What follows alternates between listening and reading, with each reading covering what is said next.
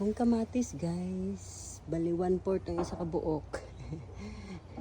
Naggo kay bunga wa.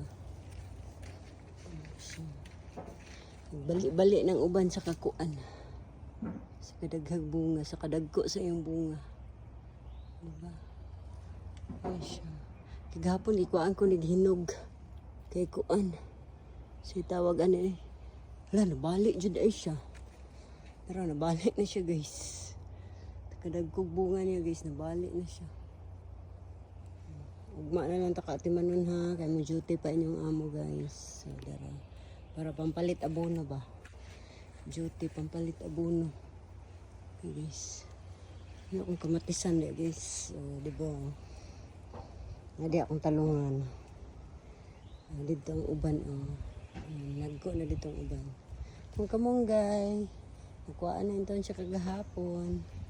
So, bye kay mga anak ko. Work pa ko, work.